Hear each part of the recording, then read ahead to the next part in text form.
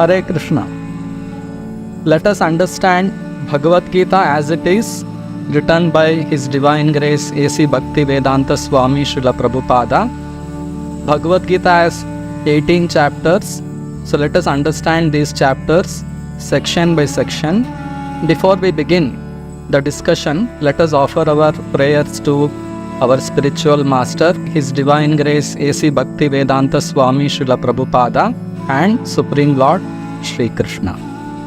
Namo Om Vishnu Padaya Krishna Pristhaya Bhutale Srimate Bhakti Vedanta Swamin Niti Namine Namaste Saraswate Deve Gauravani Pracharine Nirvishesha Shunyavadi Paschatya Deshatarine Jai Shri Krishna Chaitanya Prabhu Nityananda Shri Advaita Gadadhara Shri Vasadi Gaura Bhakta Vrinda Hare Krishna Krishna Krishna Hare Hare Hare Rama Rama Rama Hare Hare Om Namo Bhagavate Vasudevaya Om Namo Bhagavate Vasudevaya Om Namo Bhagavate Vasudevaya.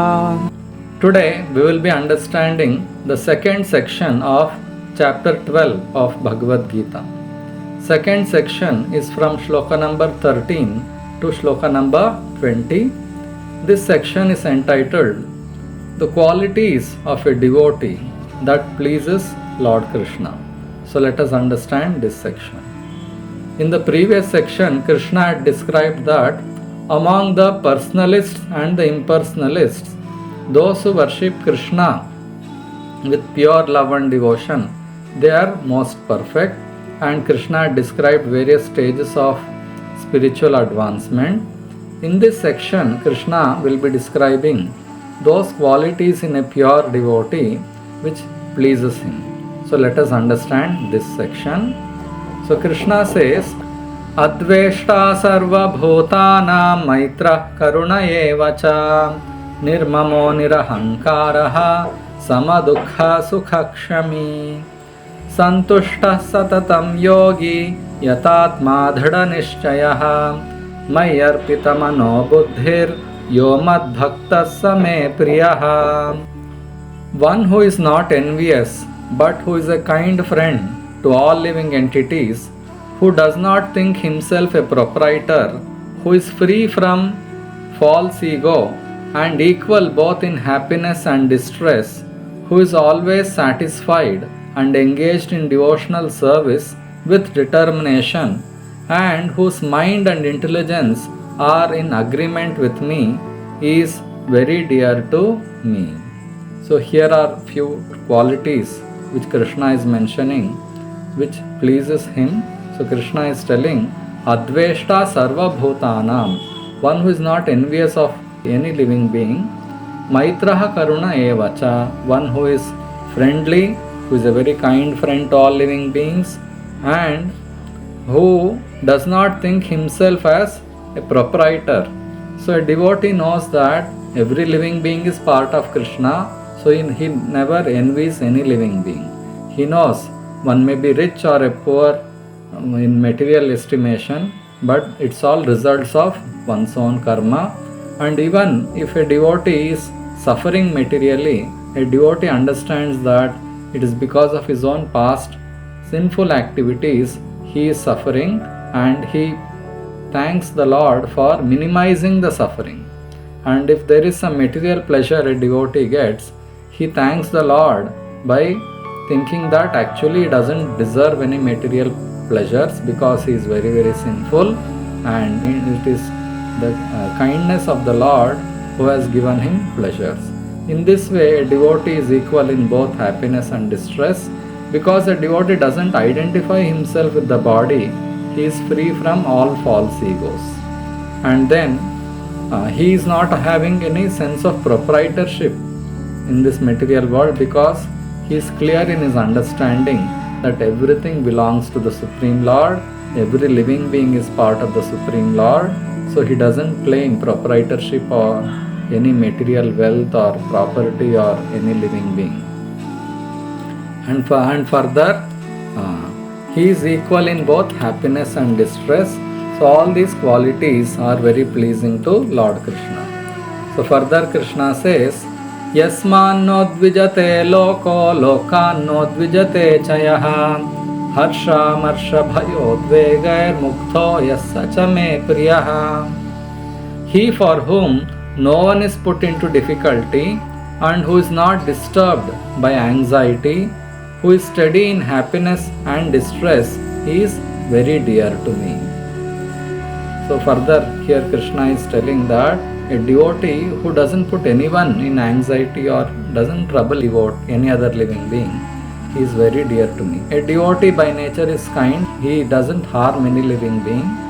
If at all a devotee takes severe action against any living being, it is out of devotional duty. Just like Arjuna, he shot arrows against Duryodhana and all those who had assembled there because Krishna wanted to kill them all and Arjuna was following the orders of Krishna. So a devotee may take severe action if someone criticizes the Supreme Lord or insults a devotee becomes very furious and takes action. But otherwise, a devotee is always peaceful, always kind, always merciful towards other living beings. Further, Krishna says, Anapeksha shuchir daksha udasino gatavyataha sarvarambha parityagi yo mad bhakta same priyaha. A devotee who is not dependent on the ordinary course of activities, who is pure, expert, without cares, free from all pains, and who does not strive for some result is very dear to me. A devotee is completely surrendered to Krishna. Whatever he gains according to the will of the Lord without hard endeavor, a devotee accepts it, and he doesn't put any hard endeavors for increasing his own material pleasures, but for serving the Supreme Lord, a devotee takes all anxieties and all troubles and works very hard for propagating the mission of Krishna in this material world. And for himself he is careless, he doesn't worry whether he is in a palace or in a hut, whether he is eating palatable dishes or some ordinary food. So a devotee is careless about his own self. He is completely under the care and protection of the Supreme Lord. Such a devotee is very dear to Lord Krishna. So further Krishna says, Yo na hrishyati na dveshti na shochati na kankshati shubha shubha parityagi bhakti manyasa me priyaha. One who neither grasps pleasure or grief, who neither laments nor desires, who renounces both auspicious and inauspicious things, is very dear to me. So a devotee by nature, he doesn't strive hard for achieving pleasures, bodily pleasures. He is always engaged in pleasing the Supreme Lord. That is the nature of a devotee. And if there is any loss, material loss, a devotee is not grief-stricken, and he neither laments nor desires any material stuff. He doesn't desire any material advancement. He doesn't lament for any material loss. He knows that whatever is happening, it's all by the will of the Lord. And he renounces both auspicious and inauspicious things. For a devotee, there's nothing called auspicious or inauspiciousness in this world. When one becomes a devotee, everything becomes auspicious in his life because he sees everything in connection with the Supreme Lord. He sees that everything around me is Krishna's own energy, and he tries to utilize all those things for the pleasure of the Supreme Lord. Therefore, a devotee is always in auspiciousness. Further, Krishna says, Samashatrau cha mitre cha tatha manapamanayoh शीतोष्ण सुख दुःखेषु समस्संग विवर्जितः तुल्य निंदास्तु तिर्मौनी संतुष्टो येन केनचित् अनिकेत स्थिरमतिर् भक्तिमान में प्रियो नरः. One who is equal to friends and enemies, who is equipoised in honor and dishonor, heat and cold, happiness and distress, fame and infamy, who is always free from contamination, always silent and satisfied with anything, who doesn't care for any residence, who is fixed in knowledge and engaged in devotional service, is very dear to me.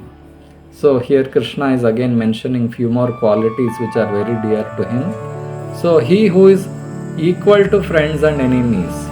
So a devotee is naturally in true vision. He sees that every living being is part of Krishna, and if someone is acting as an enemy of a devotee, he knows that it is because of his own past karmas that one living being or few living beings are acting as his enemies. And if some people are acting as his friends, he knows that that is also because of his own past karmas. And further, he is equipoised both in honor and dishonor. So sometimes some people appreciate some qualities in a person, sometimes some people criticize a person. These are all natural in this material world. So a devotee is not at all affected by honor and dishonor, heat and cold, happiness and distress. A devotee is equal in all such material conditions, and a devotee is free from always free from contamination and is always silent and satisfied. Silent means doesn't mean that one should keep quiet. Maintaining silence means not to speak nonsense. A devotee always talks about Krishna and pure devotion to Krishna. These are all meaningful talks. Just talking on some worldly matters is actually a useless waste of time which a devotee avoids. So all these qualities are very pleasing to Krishna. So further Krishna concludes, Ye tu dharmamritamidam yathoktam paryupasate shraddhadana matparama bhaktastetiva me priyah. He who follows this imperishable path of devotional service and who completely engages himself with faith, making me the supreme goal, is very, very dear to me. So here Krishna is clearly telling that making Krishna as the ultimate goal of life and becoming a pure devotee of Krishna, serving him with all love and devotion, is very, very pleasing to Krishna. So devotional service to Krishna is eternal aspect of the spirit soul.